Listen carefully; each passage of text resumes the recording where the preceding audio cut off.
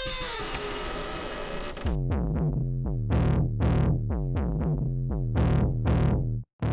clear choice of good versus evil, of right versus wrong.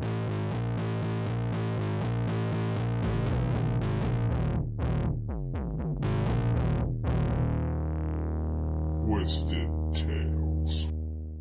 Okay, welcome back to Twisted Tales, folks. Hope you're all kicking ass, taking names. My next tale here, I'm gonna tie up some of Ted Bundy's shit here, and we'll go on with his tales of fucking terror here. So I decided to crunch out like a little bit more on our Ted Bundy Colorado victims there. We talked about how he abducted a girl that was from a ski resort there. So she was staying with her husband there and kids and stuff, and Bundy abducted her. Police found her in the frozen cold, completely naked, raped, and eaten by wildlife. And Bundy didn't give a fuck about his victims, right? Like, he discarded them like they meant nothing to him, right? But in a way, I mean, like, they meant something to him as well, because, like, he would keep up, like, with their appearance and shit, like their hair, their nails, keep them clean after death kind of thing. I don't know, it's just a thought there. And now, obviously, it wouldn't be much longer until he'd go back out, find another teenage girl walking by herself or what have you, and he ended up creeping out the territory of Colorado pretty hard. Now, pretty much as soon as he arrived there, he shook off police from the previous state and all that, right? So he was like starting fresh in this new territory and stuff. So tonight's tale here, we'll talk about the victim, Julie L. Cunningham. She was a 26-year-old woman who disappeared from Vail, Colorado on March 15th of 1975. So that date there would have been, I believe, a Saturday. And she lived in the Vail area for many a year. Now, her disappearance was early in the evening after she left her apartment complex, I believe this was in the Apollo Park neighborhood, to visit a local tavern. Now, this was only about 63 days after he abducted Karen Campbell. So Julie was last seen on foot and had left all her personal belongings at home. So being on foot just means like you're walking, right? Like you didn't have any other transportation, like a car or bike or anything like that. You were just using your 2 feet and a heartbeat, right? And the thing is, she never made it to the destination, like to that bar, and she was never seen again. It's kind of like she fucking vanished off the planet, right? So Vail is a municipality up in Eagle County, Colorado, United States. The population of the town there was about 4,835, roughly. This is back in like a 2020 fucking census. So it's a little place, smaller place, but a place nonetheless, right? And Vail is home to the Vail Ski Resort, which is actually the largest ski mountain in Colorado. The town itself is known for like wicked hotels, fine dining, and like numerous events that are held by the city. They actually host some of these annually. Shit like the Vail Film Festival, Vail Resort Snow Days, and other cool stuff if you're up there. So check it out. Now, Vail itself was incorporated back in the year 1966, so about 4 years after the opening of the Vail Ski Resort.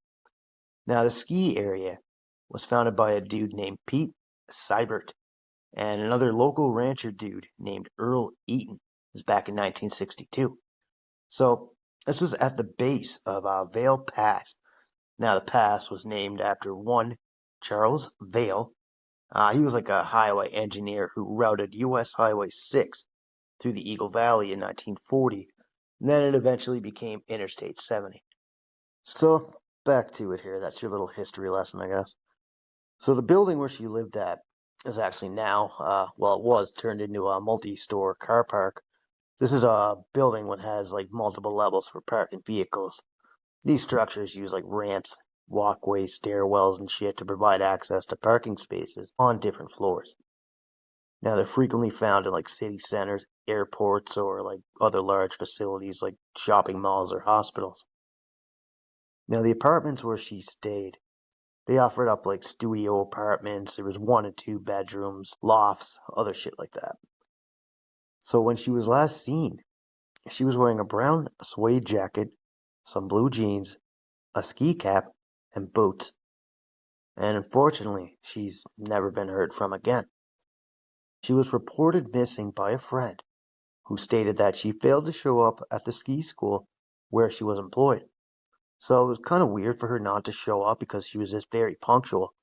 She never missed work without calling in, but she was supposed to meet up a friend on that Saturday night, and then she failed to show up there on work on Sunday, which was just totally out of pocket, right? Now, Vale, this was only a distance of some 100 miles away from where Bundy killed Karen at the ski lodge, so it's like, fuck, not that far, like an hour and 44 minutes away. Cunningham was last seen by several people at a local bar the previous evening with a male who was heard to be referred to as Ted. And this so-called Ted dude here, I guess, well, obviously it's Ted Bundy. He told her that he was an attorney up in Aspen. So, an attorney is someone who authorizes to practice law. This is the person educated to provide legal advice to people and businesses, and to represent them before the courts and other government agencies and shit like that, like private negotiations, etc.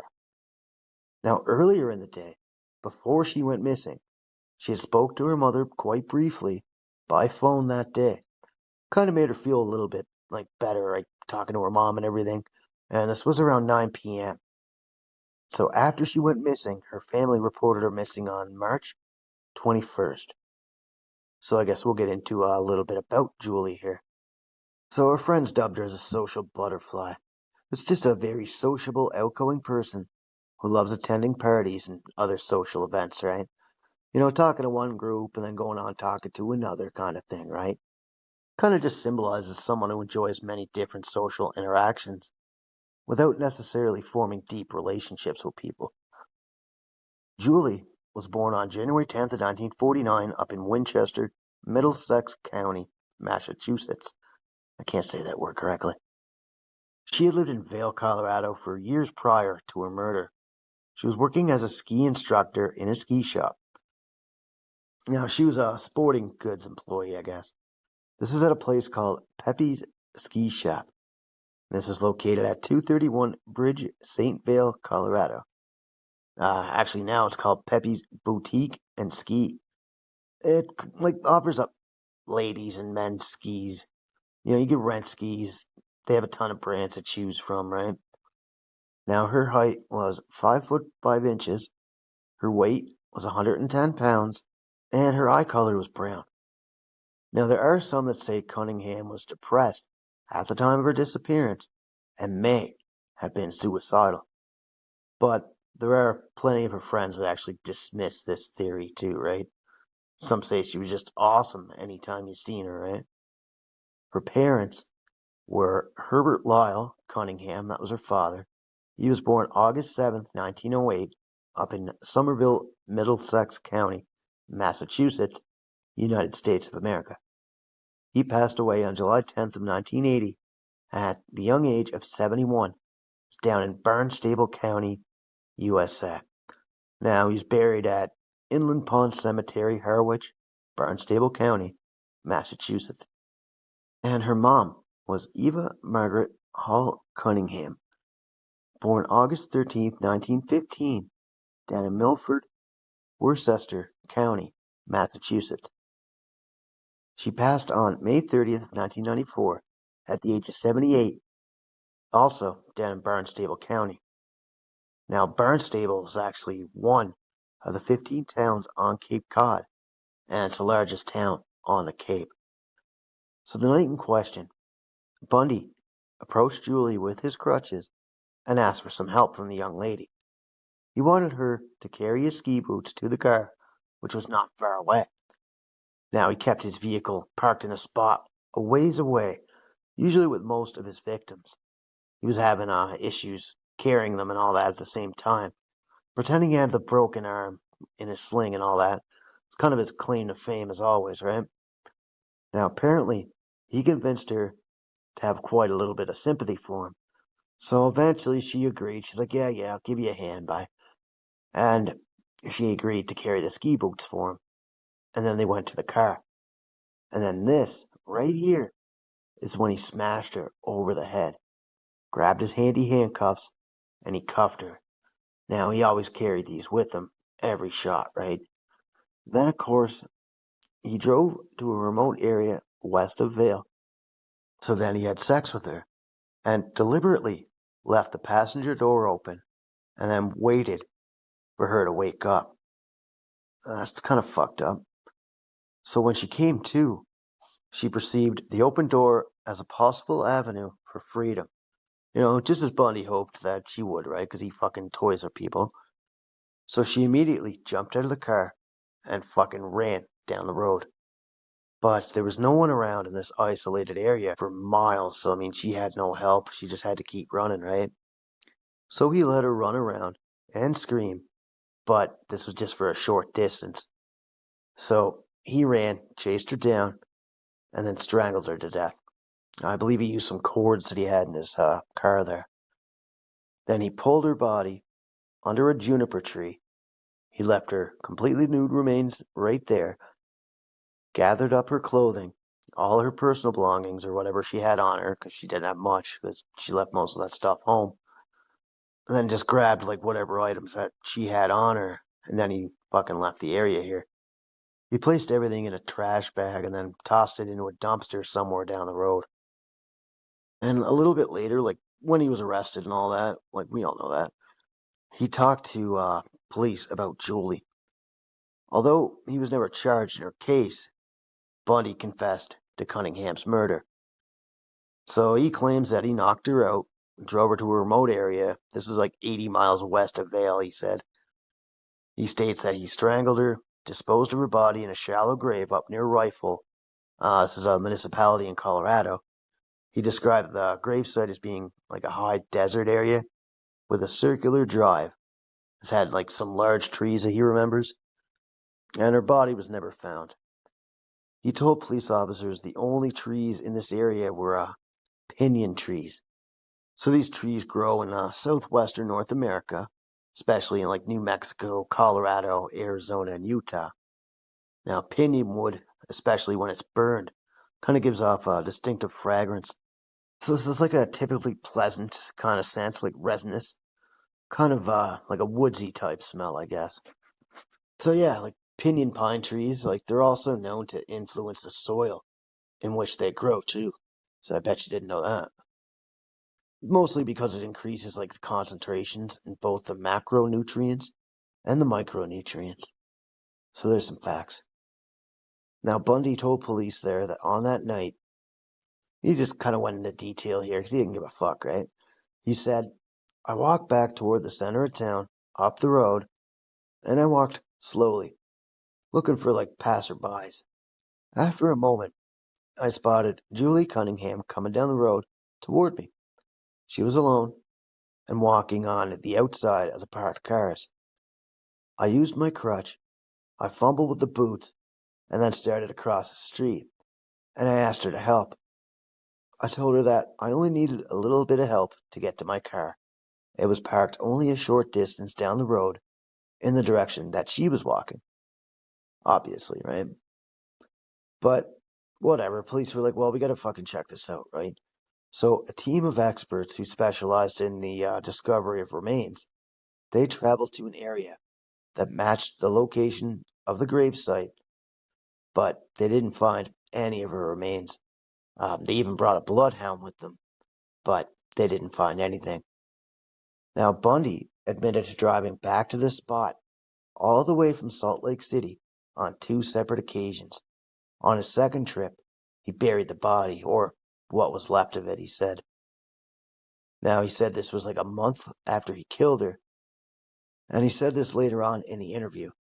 He's like, I don't know why. I just sometimes do that. And this is what he told police when he confessed. Bundy also went over maps with the Colorado investigators. He was pointing out where he thought that he might have buried the woman.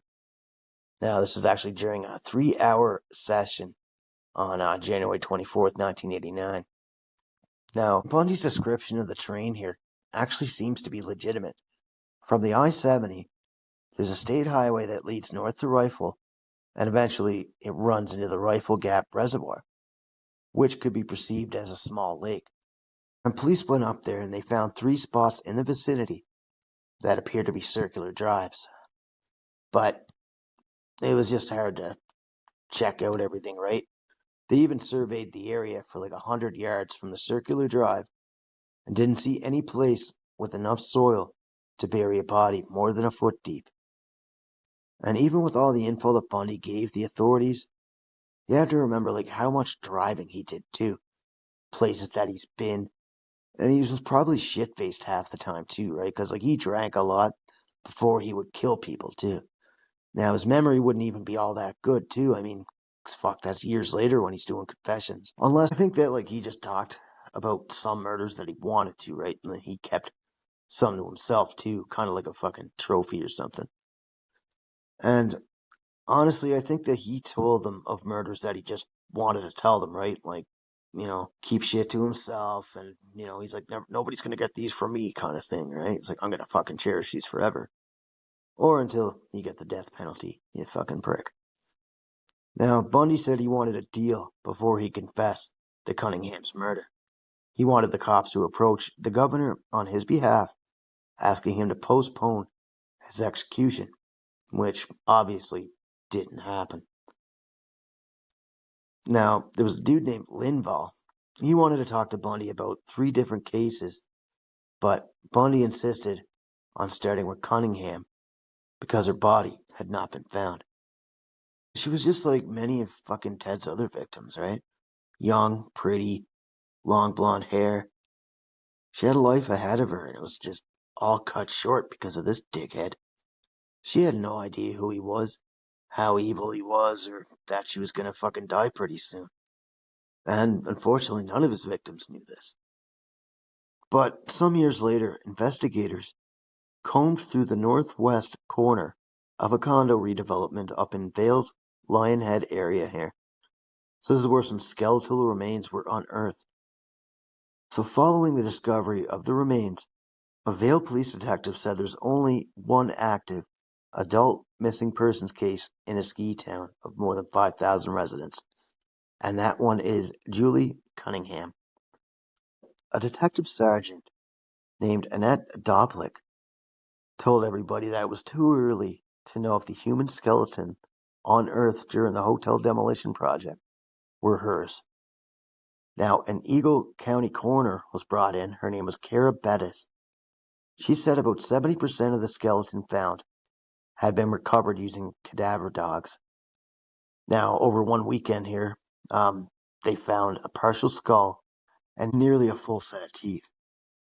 She said bones were recovered at both the Vale construction site. This is where like a new hotel was being built and whatnot, and a debris disposal site up in Edwards. Now, they had hopes to find out the gender of the skeleton and the person's age and when they died. They were hoping to do that within a couple of days. She later mentioned that a positive identification could take them a little bit longer, right? Just a specific time frame and shit like that. She said, this just takes time. We're dealing with bones. We're not dealing with a full body. It just takes time to get everybody together, to look at everything, and then run the tests that need to be done. She said all the bones have been transported to the Grand Junction, and they're being examined by forensic specialists. Now, the 2 hotels that were torn down on the site were built in 1973. This is 2 years prior to Cunningham's disappearance. But the skeleton, this was traced back to like a fucking utility easement along a frontage road that dates back to 1967. Now, the whole town here was first incorporated in 1966. Now, the ski area first opened in December of 62. Now, prior to that, the Gore Creek Valley was a summer hunting ground for Ute Indians. Later, it was home to sheep herders and then lettuce growers and shit, before it became an international ski resort. But once they got the test back and everything, it was actually somebody else's. They actually weren't her remains. And Julie's disappearance technically remains unsolved. This is still according to the Vale Police Department. But yeah, if anybody has any info on her case, they can still send this to the Vale Police Department. Box 567, Vale, Colorado, 816 5'7".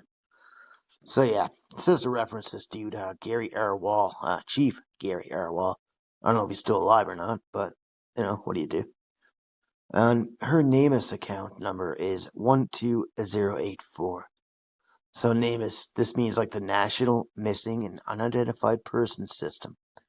This is a natural centralized repository and a resource center for missing, unidentified, and unclaimed person cases across the U.S. And her case is now 50 years old. So it just sucks that they never found her. I mean, they tried everything. They looked. They went off the word of Bundy. And obviously, like, who knows how trustworthy that guy is, right? Or was. But he just fucking liked to hear himself talk anyway. And Bundy's next victim would be a woman named Denise Lynn Oliverson. Well, her maiden name was actually Denise Lynn Nicholson. Now, she disappeared near the Utah-Colorado border up in Grand Junction. Now, her NamUs case is number 12101. So, the place she disappeared from, the Utah-Colorado border, the border is actually a straight line defined by a meridian of longitude. And the line actually stretches for some 276 miles. The border is actually one of the four that meet the Four Corners Monument.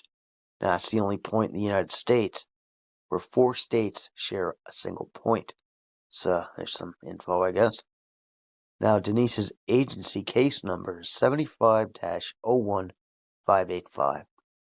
And the thing is here that she's still considered a missing person, since no remains of her have been found. And her file is going to be kept open until there's some concrete evidence that her remains will be found. So this just means that officers of the Grand Junction Police Department want actual evidence before closing the case. Now, her weight was 105 pounds, her eye color was blue, and she had brown hair. She was 24 years old upon her disappearance. Now, a little bit more details here. She also had a lump on the back of her right hand. She wore a silver little band on her right finger, and she had a little bit of acne and a little bit of discoloration on her right hand as well. And she also had pierced ears and was petite in size. Now, she was born August 10th, 1950, in Grand Junction, Mesa County, Colorado, USA. And the city gets its name from its location at the confluence of the Gunnison and Colorado rivers. Now, her parents were Father Robert Bob Dale and her mother, Nina Marie Nicholson. Mr. Nicholson was born on June 12, 1927, up in St. Joseph, Missouri, and he actually served in the U.S. Navy during World War II. And the Navy is actually the seagoing arm of the country's military. So this includes like a variety of like warships, aircraft carriers, battleships, cruisers, destroyers, and submarines. And these are just used for like naval and warfare and shit like that. And navies operate on a wide range of vessels during this time here.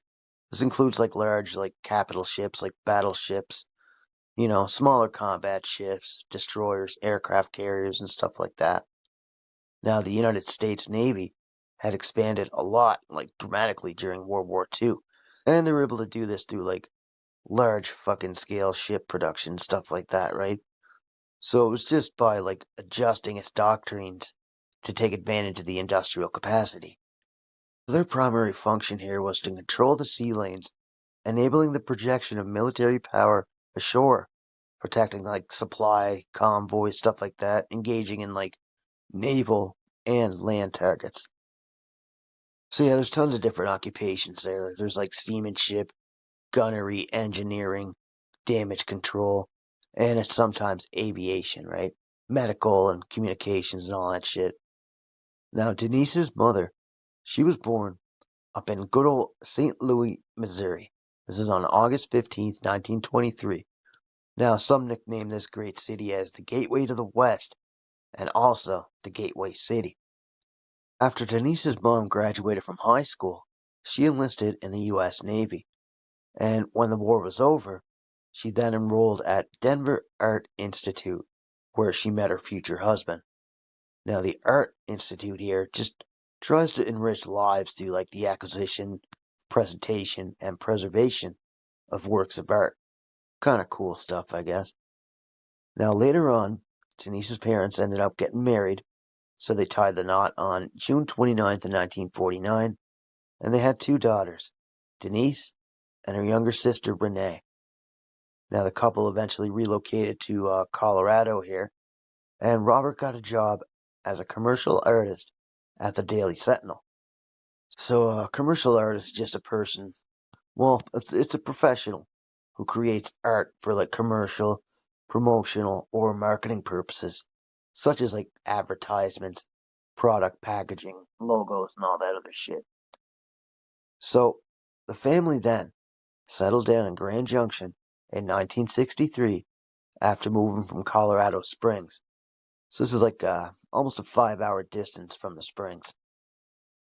Now, at one time here, Denise, she had a dog. The dog was named Toma. And, everybody loves dogs, right? So it's a win-win. Now, Denise, she graduated from Grand Junction Public High School, and this is located at 1400 North, 5th Street. Now, this is in 1968, and it serves grades 9 through 12. Now, the school is actually part of the Mesa County Valley School District 51. It actually has a history of dating back over a century, and it's known for its current campus, which opened back in 1956, with the school colors being orange and black. And later on, Denise got a job with a company called Ultronics. So this is a manufacturing plant that moved back up in the 60s there. So the company specialized in like precision wire resistors, log converters, different shit like that. They had a little bit of a rough startup though, which included the sheriffs actually closing them down for like non-payment of taxes and stuff. But that only lasted a short time. And they got their shit sorted out, and they started up here in Grand Junction. So when they got going, it became a primary company to recognize that the 180 alloy wasn't welding within the resistor. So what Ultronics did is they totally like stepped it up a notch. Bam! So what this company did here, outside the resistor industry, was to solve what they perceived to be a problem. So they first decided that welding required like materials, that is, the resistance wire, should be welded to an identical alloy in order to achieve a weld. Now, this is for their like ribbon and stuff, so they chose ebonome. So the problem then was to weld it to the wire lead, which was copper. So what they did here was they chose arc percussion welding as a solution. So what Ultronics did here was to use this whole method to join ebonome ribbon to a copper lead. So they kind of like tweaked it a bit, right? In short, I guess they fixed what was wrong with the resistor. So other companies tried to like one-up them here, and then they ended up selling the company and all that. But yeah, whatever. Like this company here tried to fix some shitty welds and all that and make a resistor work and whatnot. So they just dealt with all that. They actually sold to a French company back in the early 80s. So they went on for a few years. Now, back in 1969 here, Denise was involved with the cops for a little bit. She was charged with a misdemeanor after being arrested in Grand Junction for marijuana possession. So a misdemeanor is a crime that's less serious than a felony. And possession here, this just means that a person has or holds any amount of marijuana anywhere on his or her person, or that a person owns or has custody of marijuana or has marijuana within his or her immediate presence and control. And it was said that Denise was a frequent drug user, and in the early stages of her disappearance, she may have dabbled into some sort of like illegal substances and stuff like that. And it was thought here that she would just take off, like she just ran away, right? Kind of like so many other victims of Bundy. Now, according to her dad, she did have a history of running away, but She would always return after a few days, though. Also, at some point during the 1970s here, she lived with a woman up in Spokane. This is a city in Washington state. So while she lived up here with her friend J.C. Harrison, around this time, she married a dude named Joseph Franklin Oliverson. Now, this was on September 26, 1970. So Joe was born on March of 1950 up in Idaho, but his family relocated up to Alaska, some 2,700 miles away. Now, in 1968, he was a graduate of Diamond High School, or Diamond High School up in Anchorage, where he grew up. And the school is located at 2909 West 88th Ave, up in Anchorage. Joseph later attended Mesa College, and when the couple had first got married here, he was employed up in Alaska, but he eventually relocated to Grand Junction to be with his wife, and he later got a job in insurance and real estate. So real estate here, insurance, all that kind of refers to like policies that are protected for like homeowners, lenders, and all that, investors from financial loss due to like property damage, liability claims, or other risks, covers everything from like physical damage to legal issues and title defects and shit like that. Now the marriage was good for a bit, and then it seemed to go have its ups and downs. I mean, they fucking do that. No marriage is perfect, but that's life. Nobody stays at the top forever, right? Now, after going through a rough patch here, the couple actually divorced on March 13th of 1972. And that happens, things don't work out, that's fine. So they made it about 2 years or so. And sometime later, Denise was in a new relationship, kind of around the time where Bundy was in Colorado, so when he was up that way. Now, this dude's name was Raimundo Esteban Romero. So people just called him Steve for short. Yeah, I get that, Esteban, Steven, sounds the same. Now, Denise and Steve weren't together for a long time either. The couple actually seemed to have a healthy relationship starting out, kind of like the last one. But according to one of Denise's friends here from high school, this was one Marie Parrish. She knew this dude here.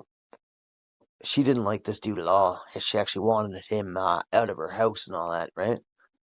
Now, she lived at her one-bedroom house. This is located at Labetta Street up in Grand Junction.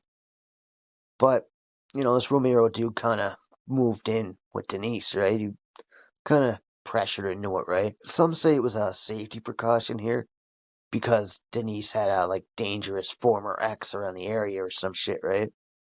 And some say that this dude was just very jealous. He was a controlling boyfriend. And it was just speculated that his motives weren't completely awesome all of the time. Now, lots of folk think that he kind of just pressured Denise to move in and stuff so he could keep an eye on her versus just doing it for the whole safety precaution, right? I guess this guy was just kind of a fuckbag of a person. Some say this dude was a bit weird, I guess, but, whatever. They kept dating. Not a big deal. So, now I guess we'll go into her disappearance here and shit. Now, around this time, Denise was employed with a company called Dixon Inc. So she had a job title here as an assembler. Now, this is a manufacturing company and a major employee of the area back in the day. Dixon was founded in 1964. So it's here where they make automotive and heavy truck gauges. So they operated at 287 27 Road in Grand Junction. The company was later integrated in what is now Amtech's Vehicular Instrumentation Systems. This is in 1995. So obviously they continue on with their legacy of designing and manufacturing instrumentation for vehicles at the same Grand Junction location.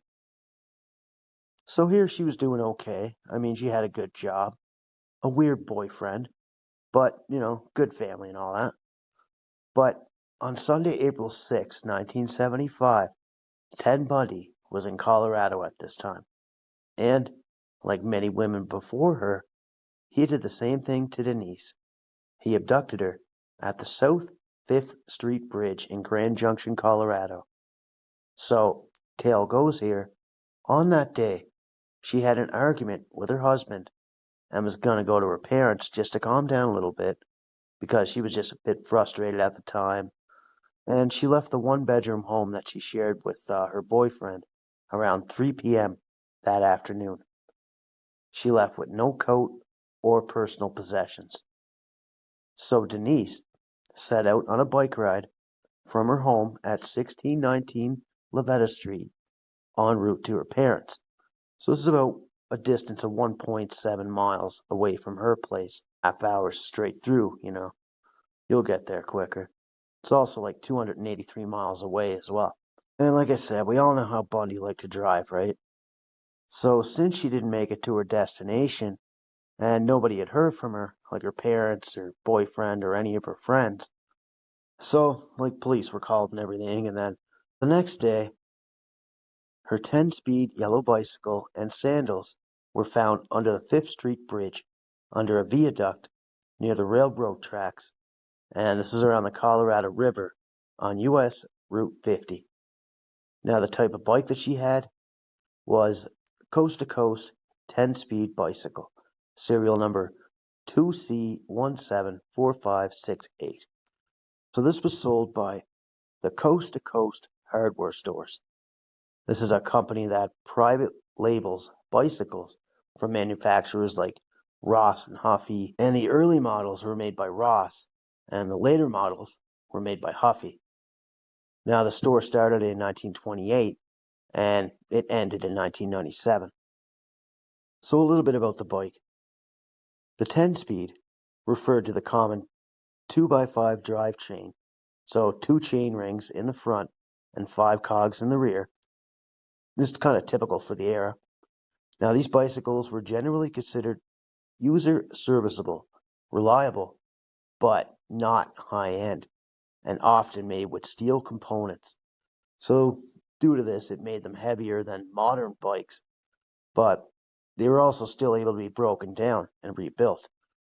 The bikes offered like basic gearing that was suitable for riding in relatively flat environments.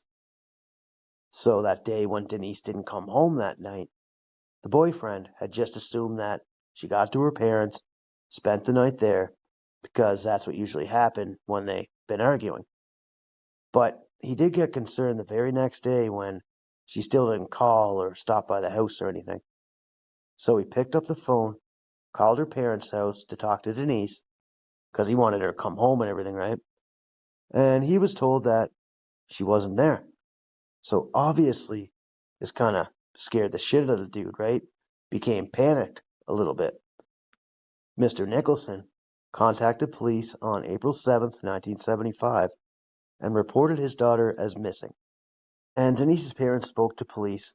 They ended up giving them like a bunch of pictures of her, just for like description wise and stuff, but they also told them that they wanted them back when everything was said and done. And police, they went right to work, checking out the route that Oliverson most likely would have taken, searching the road and any other areas along the way. Obviously, they took this very seriously.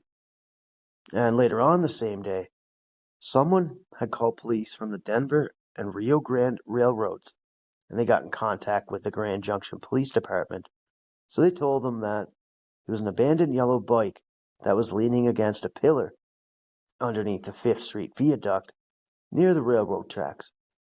So the pillar that it was leaned against, it's like a tall vertical structure, stone, wood, or metal. It's used as a support. Now, a viaduct here is like a long bridge-like structure, typically a series of arches carrying a road or railroad across a valley or other low ground, shit like that. Now, police officer Lou Frazier rolled up to the scene about 8:48 a.m. He met up with the railroad engineer. This dude was Wilbur M. Class. So he told him that if he had seen what looked like sandals, as well as some additional things, sitting on the bike seat. Now they talked to the second employee. The items were kind of scattered all over the tracks and shit, and he kind of set them out of the way. So police just made up a property report. They tagged it with a lost and found sticker, and then turned it into the Grand Junction Old City shop, classifying it as abandoned. But when it was eventually determined that the items belonged to Denise, police immediately suspected that foul play was involved. So they checked with her parents and everything for verification of these items. Now, the Grand Junction PD also looked at her boyfriend Romero. They considered him as a suspect due to his strange, kind of suspicious manner, but there was nothing conclusive that tied him to her disappearance, and he was never charged with anything. And law enforcement just deemed this dude totally unbalanced, but they gave him the benefit of the doubt.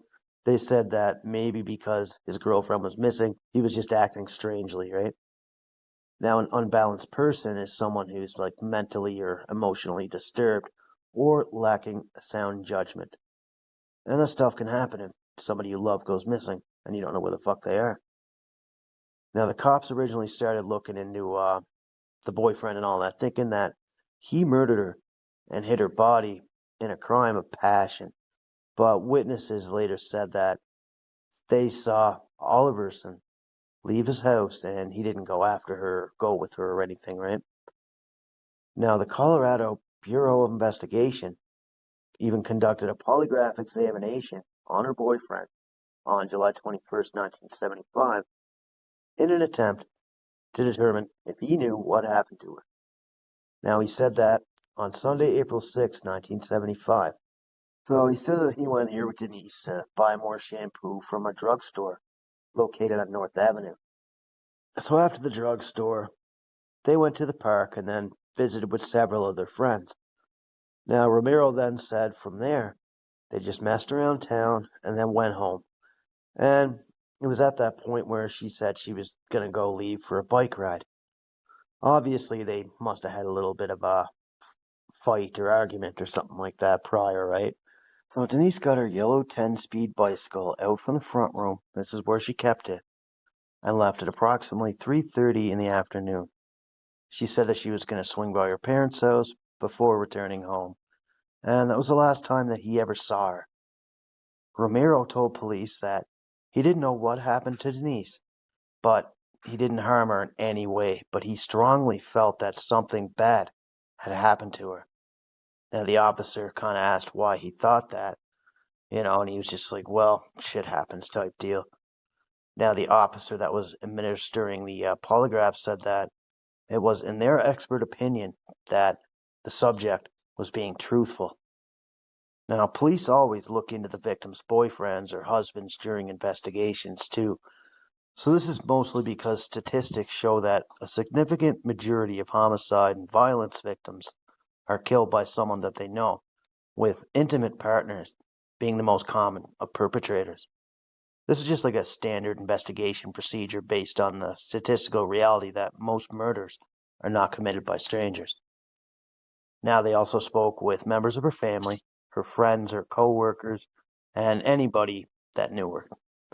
Now, this is part of their initial investigation to cover all angles to gain more knowledge into her disappearance. Now, at one point, her dad also contacted the FBI, so the Federal Bureau of Investigation.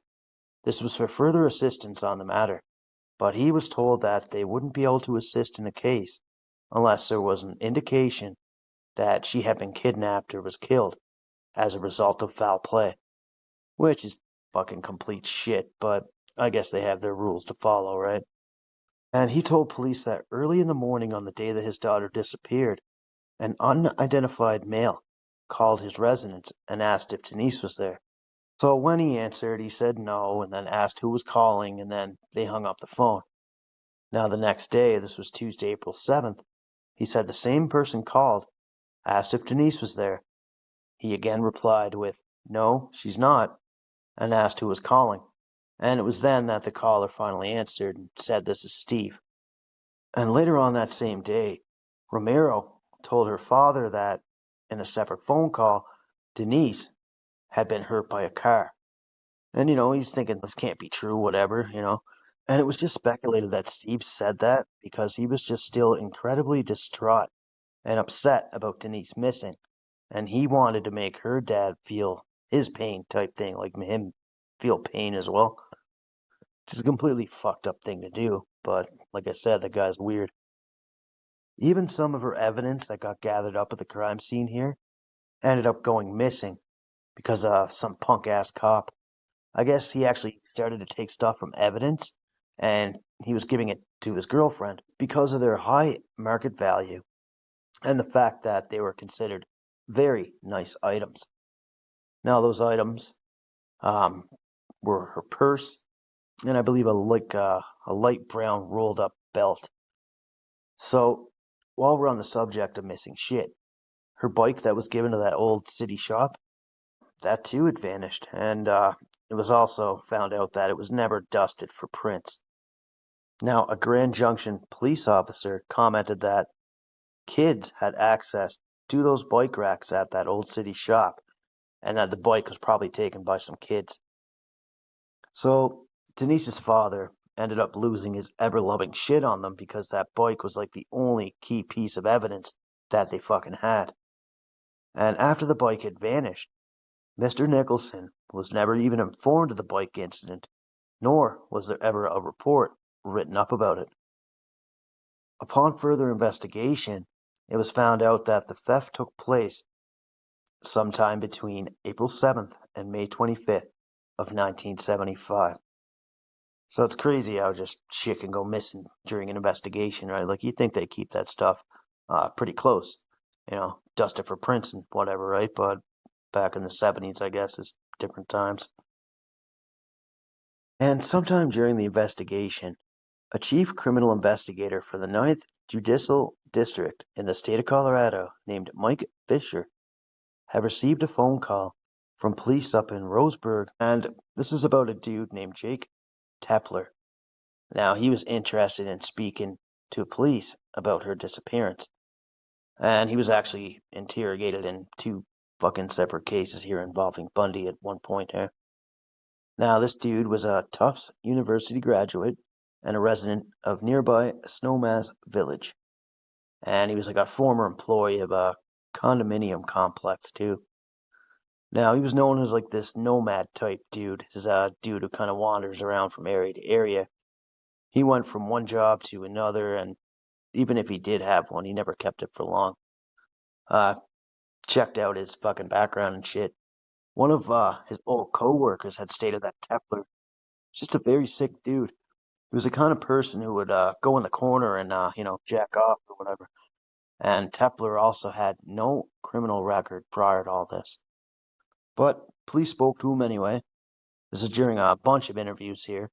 They gave him a polygraph test, which he passed, and it was found out that Tepler had nothing to do with her case, and his alibi was successfully verified.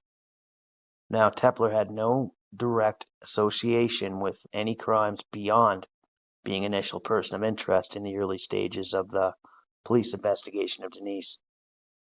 Now, a friend of Denise's, this is one Lynn Kaufman, had also spoken with police.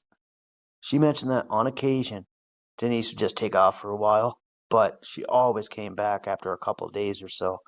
She said that she would always keep in touch with her mother, and she would always let her know that she was okay. Now, when she was asked if she knew where Denise was, she said she might have gone to California. She might have wound up there. Said she didn't really know why, but she mentioned that Denise was there once. She really enjoyed it there. She also said that Denise never learned how to drive and didn't have a driver's license, so most likely she would hitchhike or what have you. And fun fact, California was named after the some mythical Spanish island here and became the 31st U.S. state in 1850. This is after the gold rush and all that. Now, its history involves indigenous people, Spanish, Mexicans, and it has a significant population after like the whole gold rush and all that. Hence why it's called like the Golden State, because it followed this whole population boom after the gold rush. Now, their capital is Sacramento, and their population is some over 39 million people, give or take a few. It's also home to the world's tallest coast redwood, and they're a leading producer of almonds, avocados, and wine. So there's some facts. A few months later, this is on July 16th, 1976, a sergeant from the Grand Junction PD was contacted by Denise's father yet again, who told him that he and his wife wanted their daughter's bicycle returned to them. Maybe they found it by this time or something like that, because it's been a bit, right? Now, after some back and forth on the phone between departments, it was determined that the bike had been removed from the city shops, and it was seemingly common knowledge that it was missing. Most likely it was stolen. Now, approximately 4 p.m. later that same day, the sergeant had reached back out to Mr. Nicholson, so he called him back, and he shared with him that his daughter's bike was missing and had been for some time. So he kind of got depressed after all this here and said that he should have been told about the theft immediately after it happened. Right, like he kind of knew some of this shit was going on, but he was actually given a formal apology from the general chief of police for not keeping him informed. And it was promised that if the bicycle was ever found, that it would immediately be returned to him. A few weeks later, after Denise's disappearance on April 19th, 1975, an officer was dispatched to Denise's residence to look into a noise complaint. So police had arrived around 5:18 a.m. He spoke with a homeowner and a resident that was around. This is on Lavetta Street. This dude was named Jeff Burns. So he told the cops that he heard what sounded like a really loud gunshot. And this is like 15 or 20 minutes before he picked up the phone and contacted police.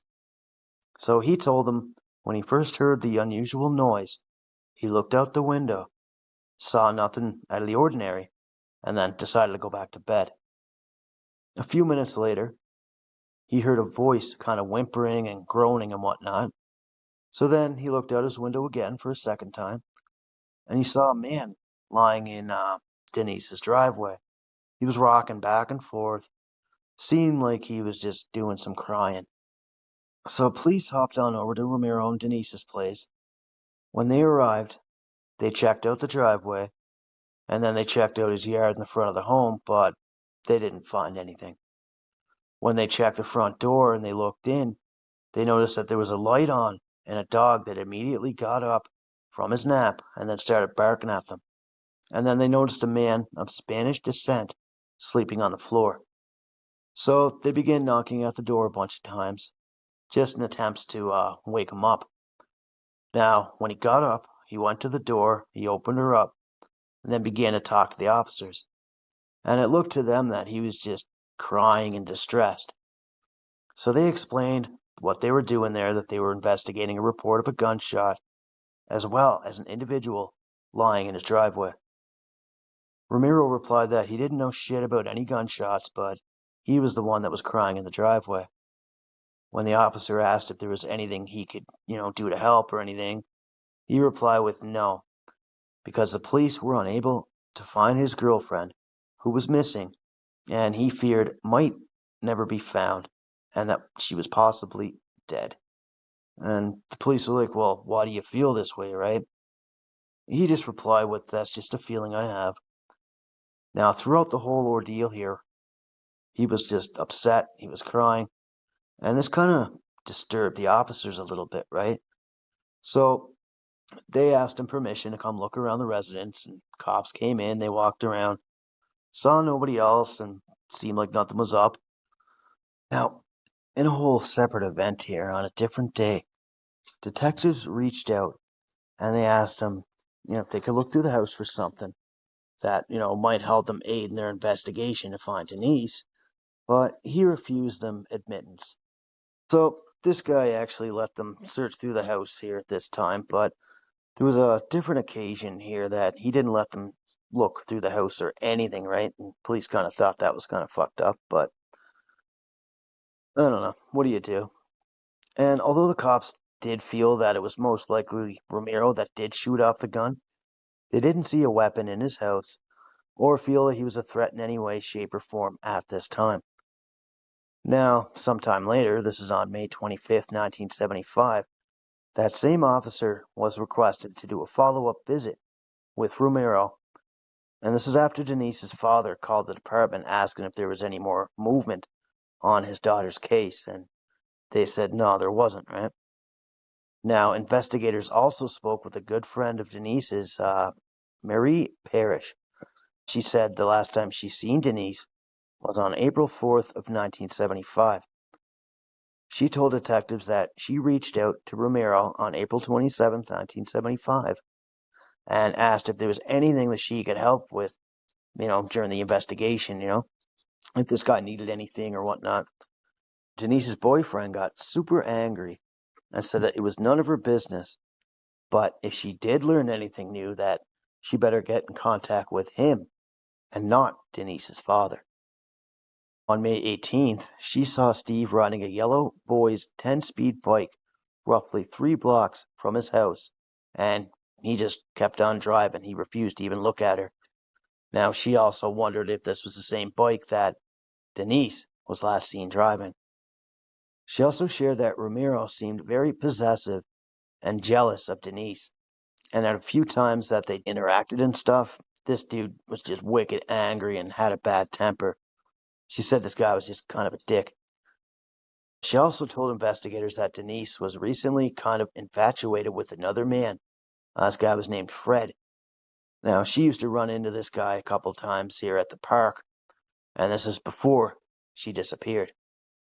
Now, a few days before she disappeared, Denise had learned that he had recently gotten married. So this Fred dude kind of got married, whatever, right? And this greatly upset her.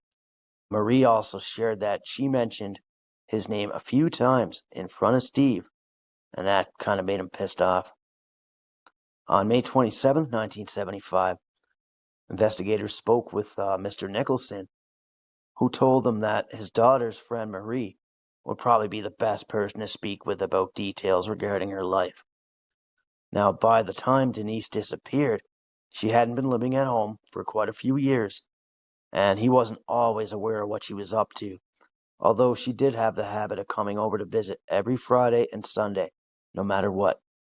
He told them that on the day his daughter disappeared, this was on a Sunday, and she had got there after seeing Tim and Fred Gallegos at the Lincoln Park. And he also mentioned that after Denise disappeared, Denise's sister, Renee Nicholson, turned herself into a state hospital here for treatment of an unknown ailment. So the officer reached back out to Marie Parrish and asked her if she knew that if Denise had showed up at the hospital to visit her younger sister, and they were told that she didn't go visit. Now, Renee's father did write letters to his other daughter while she was in the hospital, too, letting her know that he would take care of her house and her cats while she was away, telling her that the family loves and misses her, all the good stuff. And on May 28th, 1975, law enforcement interviewed the boyfriend, Steve Romero, and he actually volunteered to do this. By this time, Denise had been missing for 52 days. He told investigators that the afternoon that she'd vanished, they had gone to a local park, and he witnessed her acknowledge a young man that he didn't know. And then he became upset when he refused to talk to her. Now, Denise appeared to have developed feelings for this individual, which Steve kind of thought about, She became visibly upset when she had learned that he had gotten married. And at one point in the past, the two had apparently had a sexual relationship, but Steve said he didn't know if anything went beyond that or if they dated at all. And then he mentioned that they returned home and she left with her bike. And at one point here, there was an anonymous letter from an unidentified psychic friend. This was postmarked February 10th of 1976. So in this letter here, they said that they had a vision that Denise was kidnapped, raped, murdered, and her remains were thrown in a river in Dubuque Canyon. Now, it was mentioned that she suffered a violent head wound by a weapon made of either steel or iron, and her hands were bound in some way and that she was thrown into a river. Now, the psychic also said that a car was also somehow involved in her murder and that her remains would not be found for a very long period of time, if ever. She also said that Denise's body traveled a long ways downstream from where it was originally thrown in. So, for those that don't know, a psychic, or to be psychic, means to have like a special mental ability, like the extrasensory perception, like ESP, that go beyond the normal senses to gain information. So this can include powers such as like telepathy, which is reading minds. I almost got that confused with telekinesis. Now that's like the special ability to move objects at a distance by mental powers or non-physical means. Like carrying her prom night shit. Her abilities to take revenge against school students and stuff. But I mean, I'm glad I didn't confuse the two, right? I mean, they're fucking all gonna laugh at me anyway. Now, actually, psychokinesis and telekinesis are actually often used interchangeably to describe moving objects with the mind. Psychokinesis can also affect on other systems such as like electronics or even the body's biological processes, while telekinesis is focused on the direct physical manipulation of objects. Sorry, I kind of trailed off there a bit. There's nobody here to supervise me. I'm sorry. Back to it. So psychics might have clairvoyance, which is seeing into the future or other distant events. Now, another interview here, they brought in the ex-husband. This is Joe Oliverson. Now, this was on May 29th, 1975. He shared that he married Denise in late September 1970, but the two had divorced by mid-March of 1972, and he remarried to another woman shortly after the divorce was finalized. Now, the divorce finalization process, I mean, it can take anywhere from 3 to 6 months, sometimes even up to a year to complete, as long as both parties agree and there's no disputes and shit like property, stuff like that, or kids. Police found out that in April 1975, Denise was employed at a company called Steel Fabricating, and the last time he had heard from her was about a year prior. So steel fabricating is the process of converting raw steel into specific shapes and structures by cutting, bending, welding, and assembling it according to detailed designs. So he mentioned that after they split, that Denise always seemed to be in some sort of relationship and always appeared to have a boyfriend, as if she didn't want to be alone, stuff like that. Also, he knew that she was seeing a guy from either Portland or Seattle, but wasn't quite sure if he ever heard this dude's name. Joe said that his ex-wife had a few close friends up in Grand Junction and that she was incredibly trusting, almost to the point where she was just very gullible. And he also said that she was a very independent person and was exactly the type that would just take off. Now, law enforcement was later able to track down Fred Gallego. This was the dude that she spoke with in the park there. And they called him by telephone here. It was on May 29th, 1975. He first said that he didn't know her at all. And, he's like, oh, I don't recall her name or whatever, right? At least her surname. So the officers refreshed his memory, and he finally admitted that he did remember her and their fling. So this dude said that he saw her once or twice, and this is every 2 or 3 weeks, and then he talked to her for the very last time a few months back in February of 1975. He stated that he saw her for the last time. That was the day in the park. But he made it clear that he had not interacted with her in any way. He said that the reason why he cut off all contact with her was because he had recently gotten married and didn't want to encourage any future contact with her. He wanted to work on his current marriage. Yeah. And he was questioned by police a little bit more. And police asked him, do you think Denise would have gone back to the park later on that day to, try to find you or anything? And all he said was he's not sure about that, but he just replied with, probably not, and that he never saw her again. Now, this dude told investigators that he was aware that Denise had, like, major mental health concerns, and she always seemed to be looking for an escape from her problems. But he knew that she was talking to a counselor and all that and trying to work through her shit. And just a little fact here, escaping your problems is the act of using, like, distractions and avoidance to flee from unpleasant realities or difficult emotions. This is also known as escapism, which is the tendency to seek distraction and relief from unpleasant realities, especially by seeking entertainment or engaging in fantasy.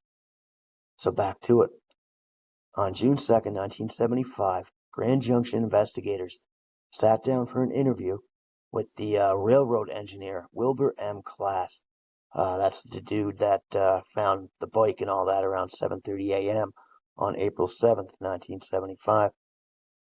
When investigators showed Class the sandals that were found near Denise's 10-speed, he positively ID'd them as the ones that he saw.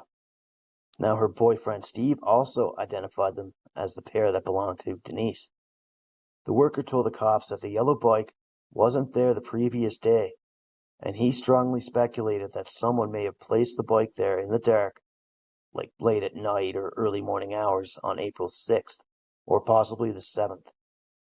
Now, investigators spoke with the second employee of the railroad. This was Fidel Lopez. This interview took place on June 25th, 1975. So Lopez said that while he was switching an engine, he noticed a yellow bike and a pair of red sandals, he said, laying across the railroad tracks under the overpass. He retrieved the bicycle and then leaned it against a pillar underneath the viaduct and placed the sandals and the other items on the seat. So when asked to describe the items and the events there, Lopez says that he remembers the bike being yellow in color and that the shoes or the sandals or whatever, he didn't remember what color they were or whatever. He thought they were red. But this dude didn't recall what day he found the items. But they looked up records here within the railroad department, and it showed that he had reported finding the items on April 6, 1975. So he did everything right. Now, he said that he found the bike laying across a rail of the far south railroad track with its front wheel pointing north. Both shoes were found between the two rails on the same track. One was on the east side of the bicycle, and the other was on the west side.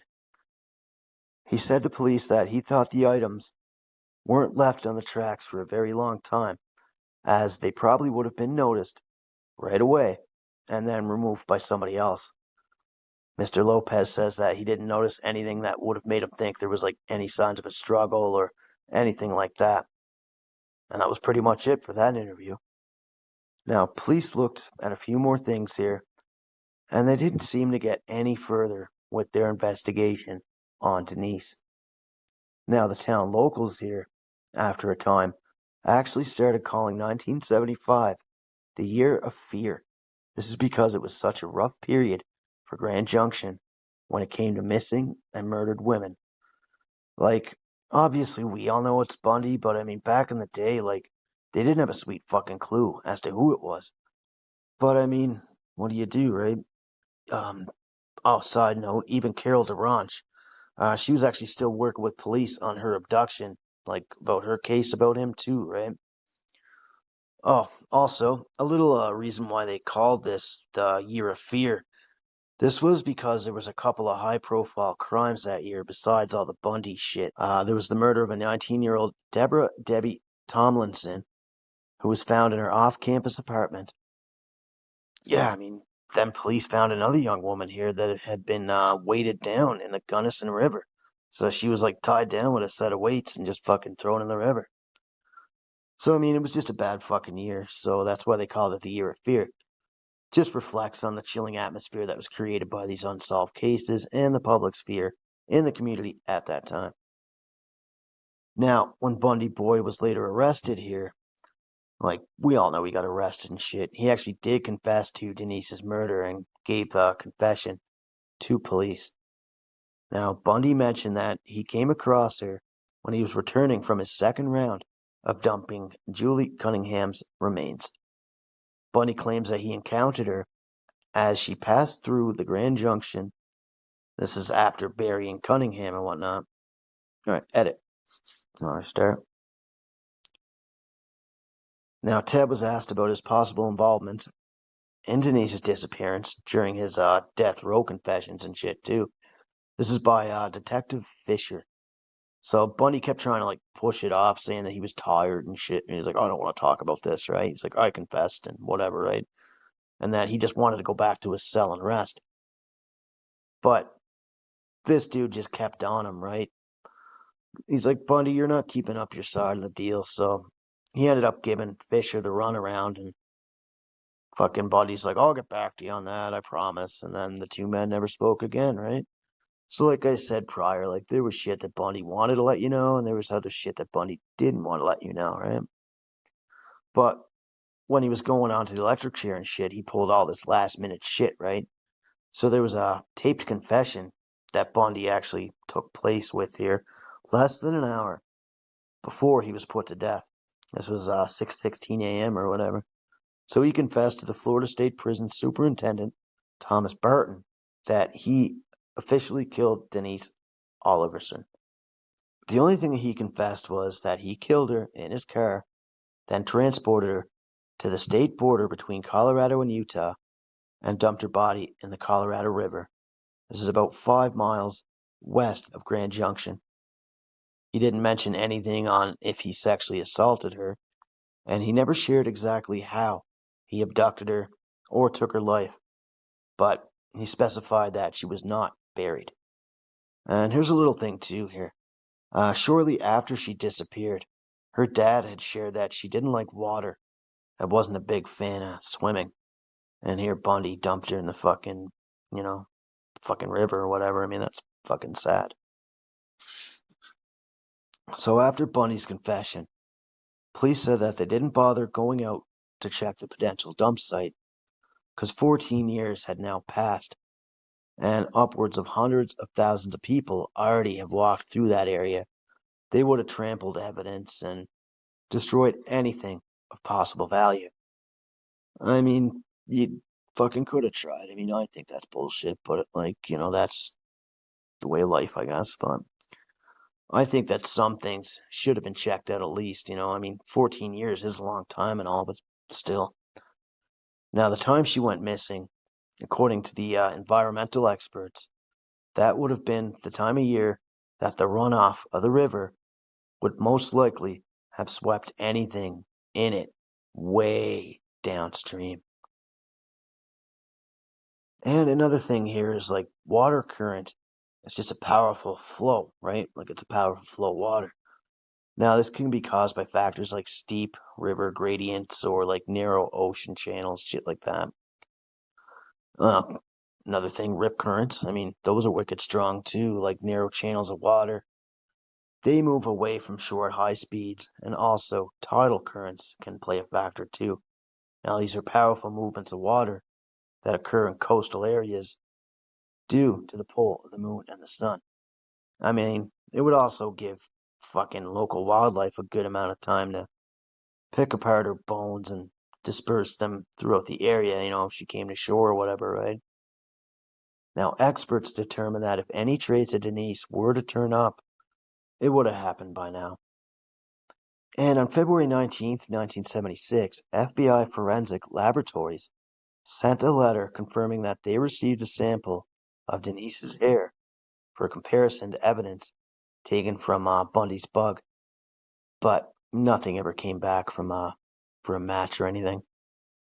Now later on, police had also had gas receipts that placed Bundy in Grand Junction on that day that Denise disappeared. He actually put $3.16 of gas in his fucking card there. So yeah, this is right before he abducted her too.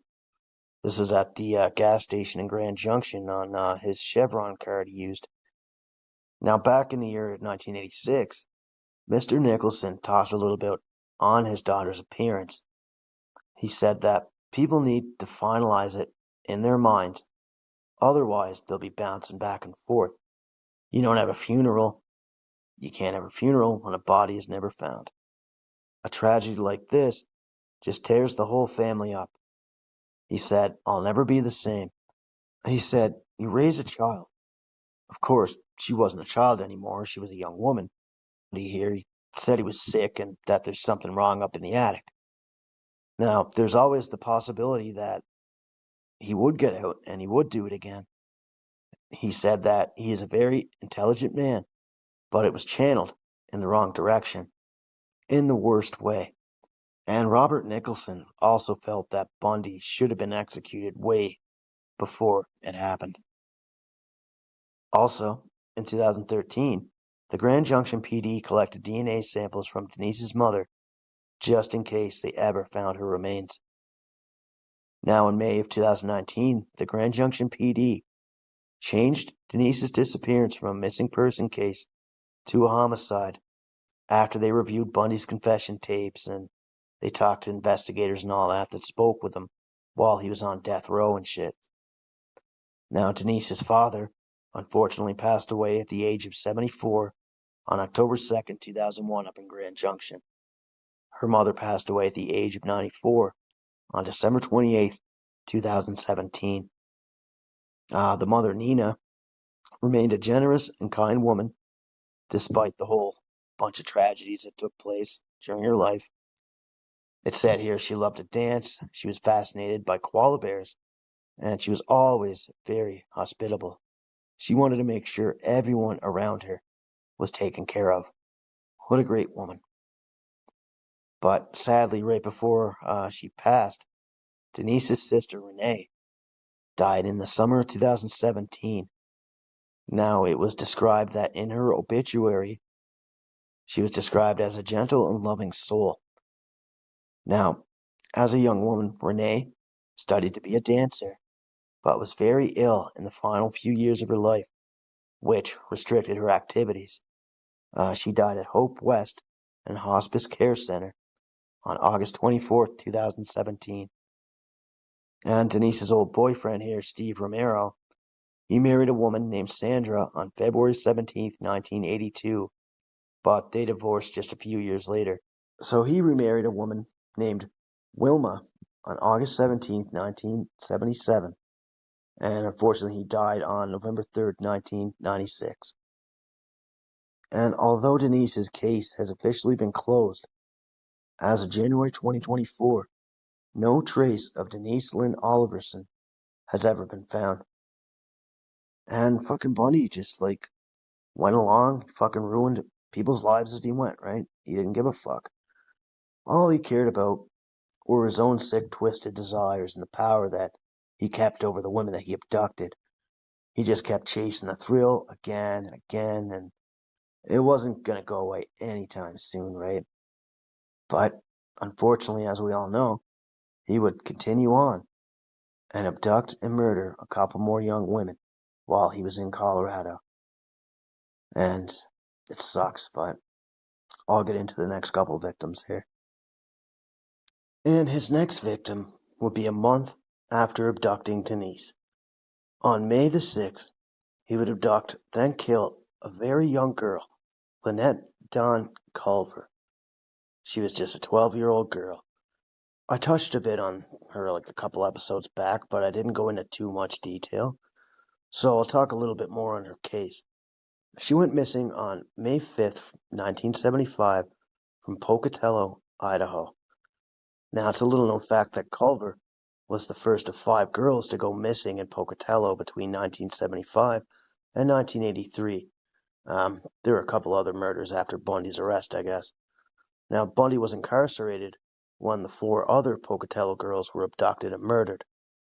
Now, this case here, it's just fucking terrible. I mean, she was just a kid. I mean, pisses me off, right? Fuck Bundy, man. Now, Lynette was born July 31st, 1962, in Renton, King County, Washington, USA. She died on May 6, 1975, in Pocatello, Idaho, United States. This is a city in southeastern Idaho, known for its history as a transportation hub, and it has a nickname called the Gate City. So it was founded back in 1889. They called it the Gate City because of its role as a gateway for pioneers and settlers traveling to the Pacific Northwest via the Portneuf Gap. So it's also served as a major transportation and trade center during the region's gold rush and agriculture economy. So there's some facts, I guess. And the city is home to Idaho State University and the Idaho Museum of Natural History. Now, her dad was Edward Alvin Culver, and her mother was Carol Ann Allen. And Carol was 22 when she was born. And she also had an older sibling. When Lynette was about 5, her family moved to Idaho, and she was described as a usual preteen, though she had some problems attending school and all that. And to be fair, like, not a lot of folk enjoyed school.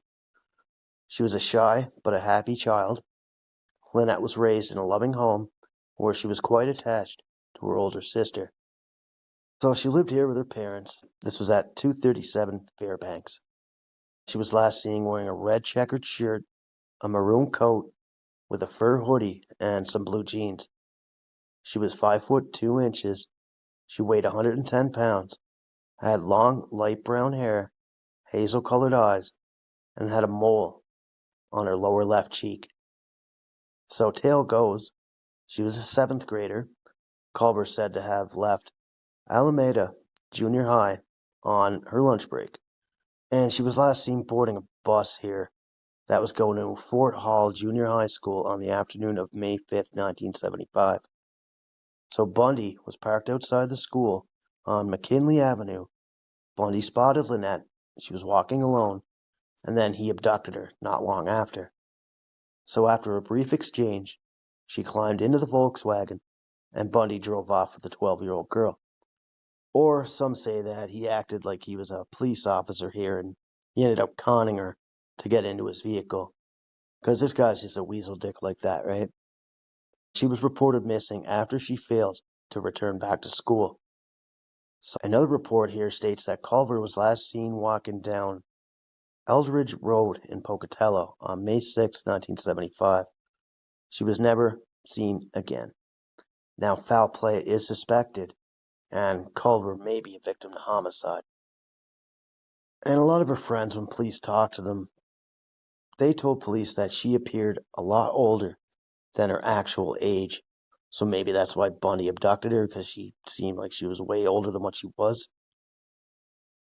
And Bundy later told authorities, this is after he got arrested and all that, this is in 1989, he told police that he knew Culver's family relocated from one side of Pocatello to the other, and this was something that's believed only someone who directly interacted with Culver would know. Now, following her disappearance, police assumed that she was a runaway, and police thought this of like half of Bundy's victims, right? They thought that she ran away from this like Native American reservation because a witness came forward and said that she saw her around this place after she disappeared. And this is located in southeast Idaho. The reservation kind of sits between Pocatello and American Falls and Blackfoot. But later on, this was ruled out. However, as time went by, they received no reports on any sightings of her, so they began to lean towards foul play, like I said. And there are some that believe that Lynette's disappearance could have been connected to the 4 other cases in the late 1970s and early 80s that we mentioned, and that Bundy just took credit for this, trying to buy more time to beat his own execution and shit, but who knows. Her body was never found. And Bundy would also later mention to police that he faced unfavorable weather in that area, and with him being unfamiliar with the area, it made finding a victim a wicked bad challenge. But he found a way. So Bundy spent that day in Pocatello, creeping the area in his Volkswagen, with each woman that he targeted and approached under the guise of his whole, like, hey, I'm lost, or hey, I got a broken arm type thing, right? All this fell flat. Nobody ended up giving him the time of day, and obviously this pissed him off. So he went back to his hotel alone, and then started over the next day. And this was here where he found young Lynette, cutting her life short and tearing apart yet another family. Now, with his confession, police believe that Lynette had fallen victim to Bundy, and that was that. And although there are others that kind of are a little bit skeptical in this case here, it was just chalked up as another victim of Bundy. And we shall move on to our last Colorado victim, folks. And then I'll talk about him being pulled over in our next episode, and about Carol Duranche and all the whole fucking kidnapping thing, bringing him in for questioning and all that. Now, his next victim was Susan Curtis. This happened on June 28th of 1975. She was born on May 18th, 1960, to parents Larry Eugene and Marilyn Ruth up in Salt Lake City, Utah. Her father was born on February 6, 1935, in Salt Lake, and her mother, Mrs. Curtis, was born August 27, 1936. Now, the couple were wed on September 22nd of 1954 and eventually settled down in Bountiful. And throughout their life, they had 6 children. During school, she was an honor student and she excelled in athletics. She was also involved in quite a few extracurricular activities at her high school. She played baseball, volleyball, and was also on the school's track and basketball teams. She was 5 foot 7 inches tall.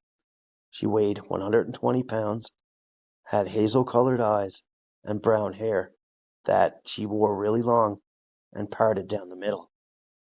Curtis also had pierced ears and had just got braces the month before she was murdered. Now, back in the summer of 1975, Susan was 15 years old and going into her sophomore year at Woods Cross High School. Now, due to an unhappy home life, she had a history of running away, but she was never gone for very long. She would always return home after just a few days, just like many other victims that we talked about. She did have a few mental health issues and stuff. She attempted suicide on a couple different occasions, which sucks. And she was also an ongoing victim of sexual assault at the hands of her former physical education teacher, so phys ed teacher and coach. This dude was William Bill Lugo, and he taught at South Davis Junior High School in North Salt Lake City. And the school has over 900 students and goes from grades 7 to 9.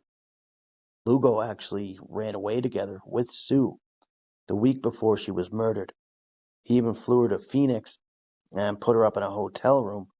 They got caught after Susan had a pregnancy scare. She actually used a fake name of a friend of hers, and it was arranged for her to go to the clinic and take a test.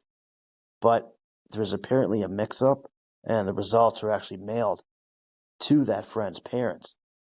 And he was eventually court-ordered to stay away from the 14-year-old child. And in July 1975, he was sentenced to 1 year in jail for his crimes. Only 1 fucking year. And I mean, that's just way too less of a sentence for all that fuckery. Originally, Lugo was charged with rape, but pleaded guilty to the reduced charge of unlawful sexual intercourse.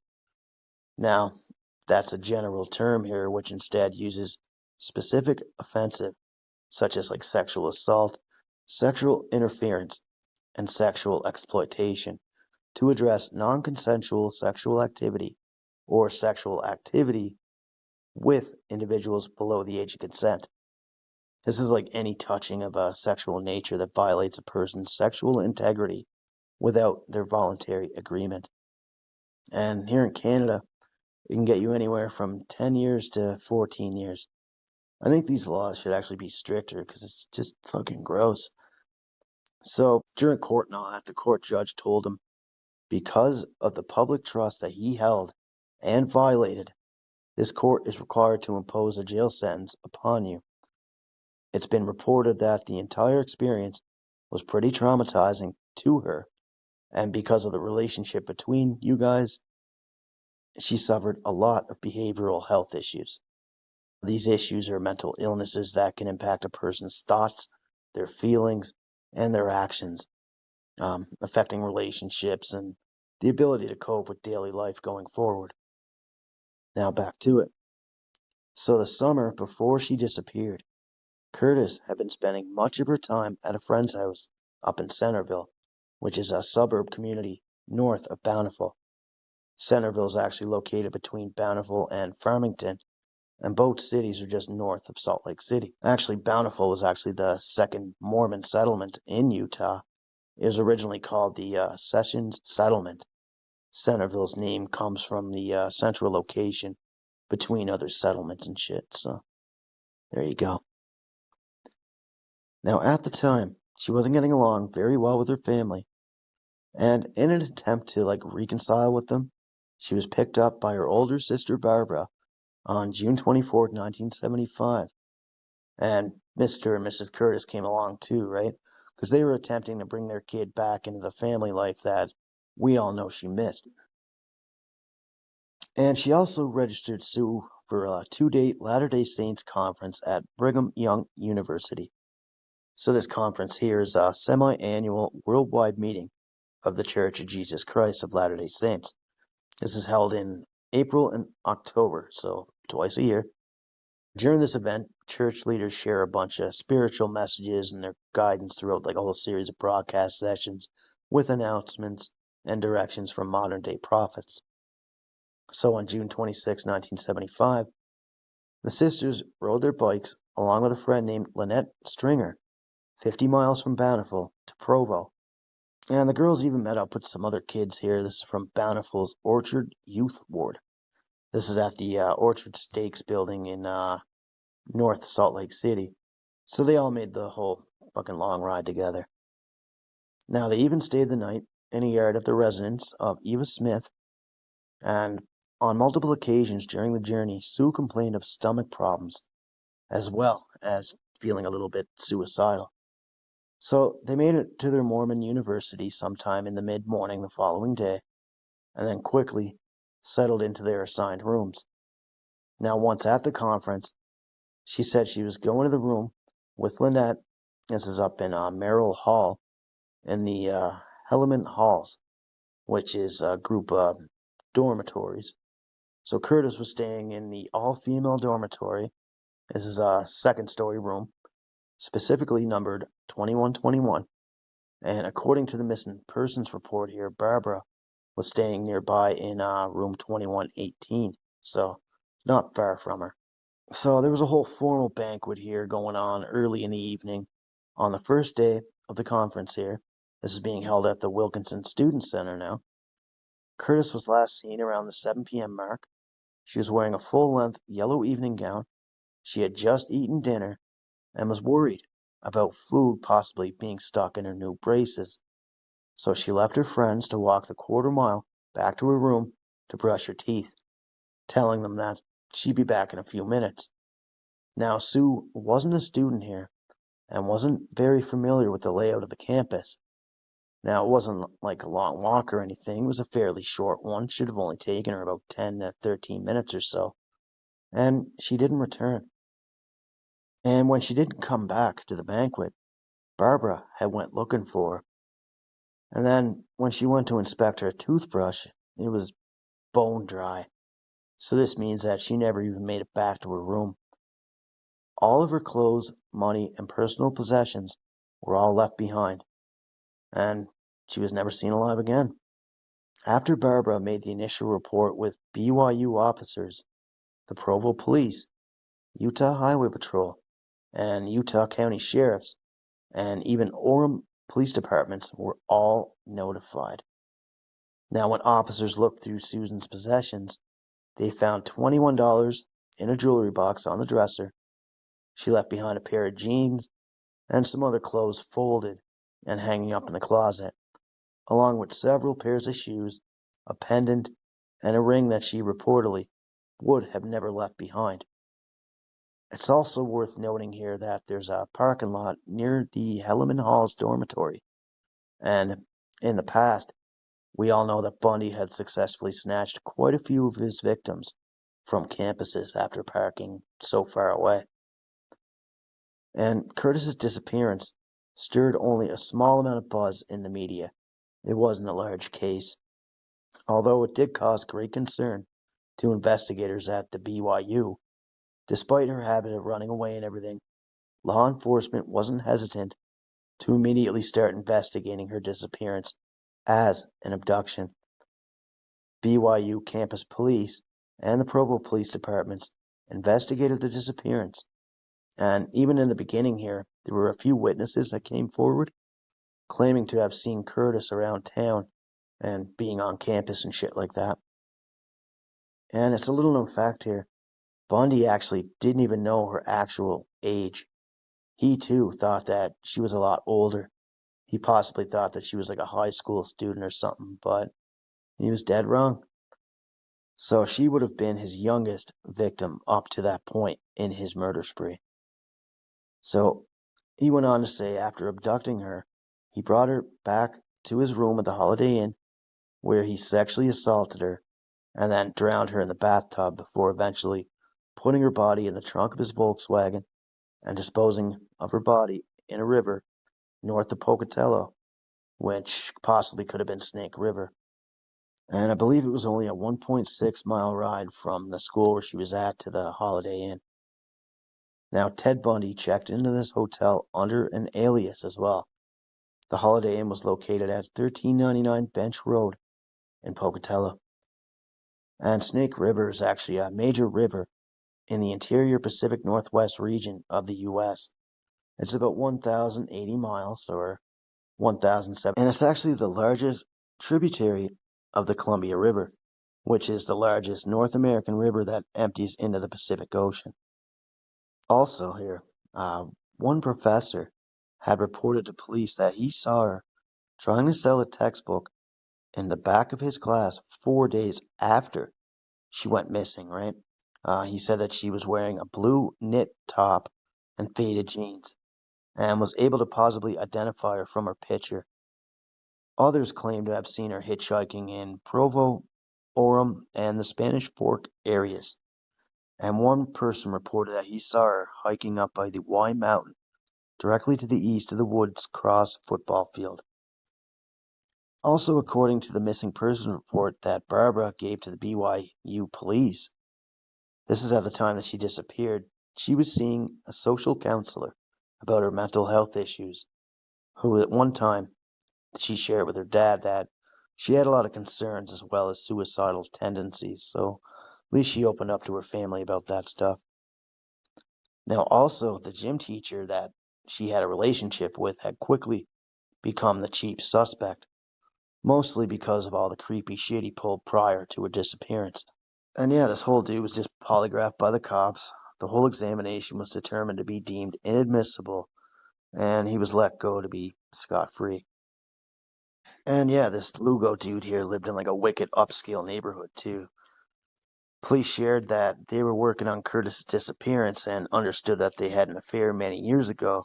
So they briefly discussed some stuff here, and Lugo had additionally answered no when he was asked by police if he was aware of where her body might be buried. But nothing ever officially tied him to Sue's disappearance. And over the course of the investigation, the Curtis family was just wicked desperate for answers as to what happened to their little girl. So they decided to hire multiple psychics. But sadly, nothing ever came of it. And later, after Bundy's arrest and all that, Bundy did this whole taped confession. Bundy confessed to Florida State Prison Superintendent Thomas Barton that he killed Susan Curtis. He also volunteered more information as to where investigators would find her body and how they would get to it. Ted said that he dumped her body 5 to 10 miles south of Price and 75 miles southeast of Provo, or 121 kilometers, what have you. And he said you turn right before the Green River, and that he turned left on a side road, and then after about a quarter of a mile, he took another left. He then drove about 200 yards down that dirt road and dumped her remains about 50 yards off of it to the left. He also shared that he wasn't aware of her name or identity, and the Curtis family found out with the rest of the world that their daughter was murdered by a serial killer when they heard it on the news after Bundy was executed. So after his death and everything, they found out about his confession about how he killed their daughter. Now, when Bundy had confessed to Curtis's murder, this is January 1989. So obviously 14 years have passed by this time, right? It's a long time. This gave local wildlife a lot of time to pick apart her remains, and it even gave the animals time to move them around, dispersing the body parts or whatever around the area. Now, after he was executed, law enforcement was forced to put off the search efforts until the following spring because of the cold, snowy conditions. Now, because of the incredible amount of attention that the case later gathered, at first here, Florida law enforcement gave the media only small pieces of the confession related to Curtis's murder. This was most likely so people wouldn't take it upon themselves to go check out the crime scene and potentially destroy evidence and whatnot, or attempt to disrupt recovery efforts or shit, right? Now, the search team is headed up by the Salt Lake and the Carbon County Sheriff's Departments, looking for any trace of Curtis. Now, they were hopeful that their metal detectors would be able to pick up her braces. However, all they found were pieces of scrap metal, old tires, beer cans, and spent shell casings. Now, police also used cadaver dogs in their search efforts, mostly because of the deep layer of snow and everything here that covered the area. And in later years that followed the initial search, Curtis's family and cold case detectives have searched the hills and the fields with the help of multiple mediums and psychics and dogs and everything. They also used helicopters in their recovery efforts, but with every attempt, they came back with nothing. Mrs. Curtis said that Susan's disappearance was especially hard on her sister Barbara, who blamed herself for not walking back to the dorms with her sister. BYU security and police tried especially hard to even try to locate the missing girl around the whole university and everything, but unfortunately they never did locate her. Now, newspapers like the Daily Herald here had posted numerous articles on the girl as well. This was in hopes that someone would come forward with some information or something, right? Or they might remember something. I mean, she was abducted from a huge, busy college campus at supper time in the fucking summer. I mean, there had to be tons of people walking around, right? Somebody must have noticed something. Who knows, right? I mean, Bundy obviously snuck off with her unnoticed. I don't know. It's not like he could fucking attack her and then just hoof her over his shoulder and go back to his piece of shit Volkswagen unnoticed, right? But who knows how he weasel-dicked his way into that situation and got out of it, but whatever. And also because her remains have never been recovered, she still officially remains a missing person. And that's pretty much all I got for you folks here. I hope you guys enjoyed this episode here. And this will be the end of the Colorado spree, I guess. The next episode, I'll go into more details on him getting pulled over, finally getting into the limelight and shit, right? Getting his Volkswagen searched and his arrest and all that. Plus, police's unfinished work with Carol Durant, right? Because she already had some stuff to say about him too. And I'll also cover his arrests, his escapes from jail. I mean, because that caused a huge uproar too, right? And with that, he ended up beating a fucking few more women to death up in Florida. So yeah, we'll get into detail on that too. So I thank you very much for your time. I thank you for tuning into Twisted Tales. And I'm hoping to wrap all this Bundy shit up in a couple more episodes, so I know it's taken a bit. My apologies. But what do you do? I hope you guys have a wonderful night. And thank you very much for tuning in to Twisted Tales. Take care.